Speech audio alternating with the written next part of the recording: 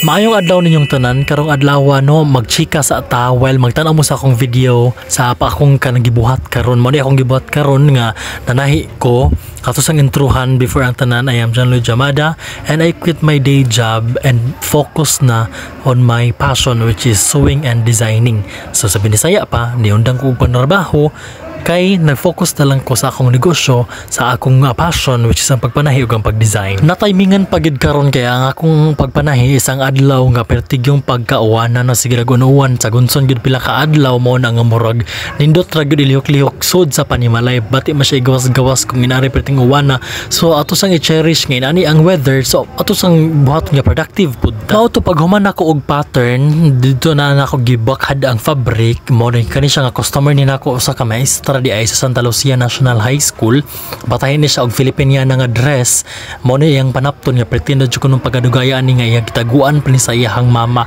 So mao na siya ang fabric no murag style og batik mo na siya. Mo na to gibakad na nato diha ang fabric og gibakad pud nato ang pattern kay magsugod na ta og cutting. Mao man siya after nimo og pattern mag-cutting jud ka after din ato sa nang ipahimutang again ang sa kuan gud para ma-save gyud nato ang fabric.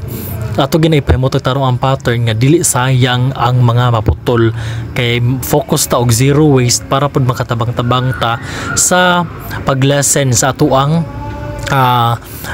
kaning pollution kay pag production ani mga fabric nag-cause masada siya og pollution. Ni partida perti nang hayaga kay ato namang gisugdan ang atong pagpanahi diha o sa atong buhok pag diha kay nakapugong kay paton tay ligo kay way agas mo nga perti na tong hagarda diha gnaw. Ang naka-challenging lang gyud ani akong machine bitaw good ba kay kani bitaw magtahita nga ang kaniyang ngipon diri kay dili siya same sa kaning uban bitaw gid nga makina nga pwede ra nimo buhi-buhian lang nga okay ra gid siya kay kung kuan nimo pasadan mura man siya balukot gud bisag sa ako adjust pero may na lang kani arang-arang kay na okay na gid siya kaya kun lang yung hilot-hilot ba na hilot ra gid noon compared sa una nga di gid siya nindot. So mao na siya no kanang mo nitong gitahi again balik ta customer na siya sa maestra and then para sa kuan ni siya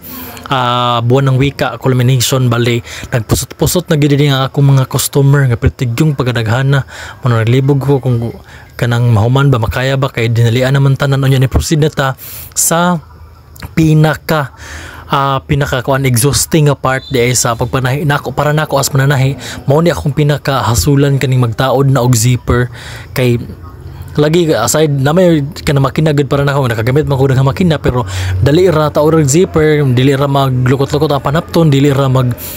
kinahanglan nga kanang inanion mo to kani ako nag-adjust jud taman kay ako gid siyang pisil-pisilon pag-ayo para flat gid siya inigpadagan na nimo kay di gid siya same sa ubang machine nga smooth ra ang kuan labi na para nako ang kaning zipper mo ipiting lisura mo sayon ra man ta siya itaod pero tungod sa machine maglisod ko minya kanina diri tirada diha basta nagtuog na no ko nag-edging town ko sa man nga against the light na kung pagbutangan sa kaning edging nako mo na nga nag-flashlight ko kay sakit kay sa mata sigyo ko pag niya ngit-ngit kayo kinatabunan man tungod sa shadow mao na siya nga nag-flashlight gid ko kay digud magsilbi gabi na sa nanda ko overtime dili di sa overtime gabi kay dili pa man kana siya late gyud pero ngit-ngit na gid siya mao na siya nga nag-flashlight ko kay sakit gid sa mata kay wala may kanini ang suga ning ako ang edging ako ra mang katong single nga machine gyud nang naa mo na nga manu sa ta mura tag nas dagat aning buhata sige pa jud nagka hugot ng hilo diha sa samot kadugay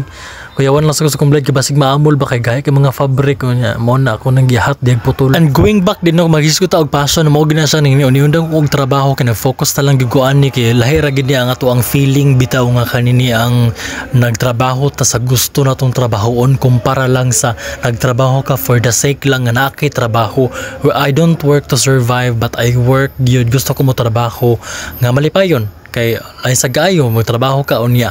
kanini ang mura kag kanini ang wala kay freedom hugot kay kanya dili ka happy sa work matay tag sayo ana. So going back ani sa tong papanay humana ni siya nanar kadali ang cutting nito niya kay straight ra gina siya gikan sa babaw, lahos sa ubos sa skirt, wala na gyud siya putol-putol diri sa waist. So mo na siya, nahuman na siya. Ato na i-fitting di sa mannequin, mannequin sexy magkay na atong gipatay dili magkay siya sexy. And then ato na siyang sang pisil-pisilon para sexy tanan di picture. Pero before anything else, ato pa na i-fitting kung sakto na bagyan tanan ang natay, wala na binakulangan. And then ang sleeve atong hiluton, kaya of course ma-deform magina siya, inig suot-suot na mo na siya, mas maayo gud ang kanang magsukod na mo inyo ginang hilot-hiloton sa dinig final wear ninyo kay para mogwapa pud na siya ba. Kay of course, wala naman ang nagtahidya unsa paghatag instruction, pero mao gina ang dapat buhaton. Bali dili ni ako YouTube tutorial ha nga mag-teach ko, mag-tutor ko og unsay kanang mga pamaagi sa akong pagtahi ana. Ako ra gid kay ako ra share diri akong gipang buhat nga para at least pud ba kanang maka-share ko sa akong gipang buhat na koy mga memories nga mao din akong nabuhat before nya. Mao na siya kanang murag ako rang iko ninyo bawal mag-chika-chika, magtan-aw sad mo sa akong video bali ana ra gid siya nga na ako gitrabaho nya chika-chika, mao gyud importante di ba? And mao na akong purpose nga ako rang i-share diri, wala akong post og video nga nagtudlo ko sa pattern, sa design kung unsaon kay ang agad ang mga mananahi gyud naagyoy kanya-kanya ba, or sa Tagalog ba kanya-kanya, bisa Binisaya lain-lain nga mga pamaagi, mga teknik, depende na gyud na sa ato ang mga mananahi kung unsay ilang mga pamagi ang kay dili man gyud tanan parehas kung asa comfortable ang ubal pud na po discovery na mga shortcut mga analago na sa amo gin ang mga mananahi. And again mao na sa bati kay tagnaong diha gid kay wa gid tay ligo nya dita pud di maligo kay gabi na hapon nagikan tanan na whole day ang ending na to ani o patay 30 nabutan na tayo bako na kay ta kay maligo ta masig tindak na nay makina bawal biya. So again, thank you so much for watching. Please subscribe for more videos. Thank you. God bless.